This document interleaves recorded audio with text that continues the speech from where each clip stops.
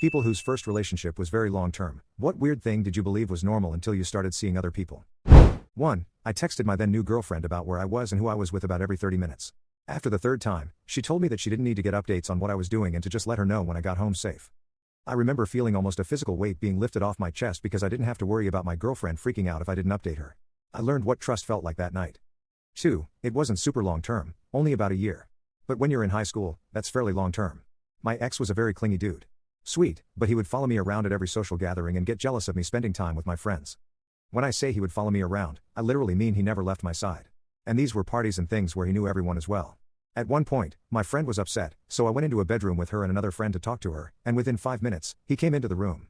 Even though this was obviously private, he just stood in there. I did tell him multiple times that we didn't constantly have to be beside each other.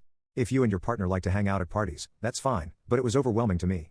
He was jealous of my friends and complained when I would make plans with them. Honestly, we were young, and he's probably a totally fine dude now. We were just not right together. When I started dating the guy who is now my husband, I remember looking around at a party early on, mostly with my friends that he hadn't met before, and I couldn't find him. I asked someone where he was, and he was out by the fire with a group of people chatting and hanging out. I was astonished that we could just go our separate ways in a social setting, and that was totally fine. We didn't have to be attached at the hip the whole time. 3. I thought it was normal to argue every day. I thought all couples had their bickering, and it was just a regular thing. I was astounded when I went into my next relationship and actually got along with a guy and would go weeks and weeks without having any issues. 4. People's love languages are all different. It's especially jarring when you have a lot of experience doing things a certain way and then find out that isn't what somebody else needs. It can take some work to figure out what's inherent to yourself and what was learned from your partner. 5. Her father hating me, I just thought this was normal. But in the subsequent 3 relationships, the last one turning into a marriage and family, the parents were kind, and I couldn't believe that was possible. 6. My ex put her happiness on me, making it my responsibility. She would demand I stay around and cut my work hours back, and then be upset when we wouldn't have money to go out. Every time I would try to leave, I was coerced with intimacy to stay because I was young and stupid. After 8 years, I had enough.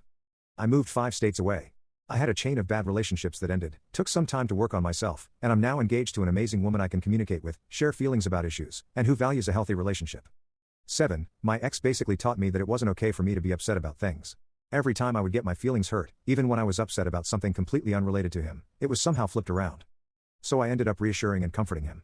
That really messed me up, and I basically had to relearn how to be vulnerable with my partner. He also had a very solid plan for how he expected me to live my life. Basically, his main goal for me was to have kids and be a good housewife. 8. My first boyfriend would always leave me small presents or notes underneath my pillow if I had to get up earlier than he did. He was quite romantic and told me I love you quite a lot. When I got a new boyfriend, I caught myself looking underneath my pillow for at least a month or two just out of habit.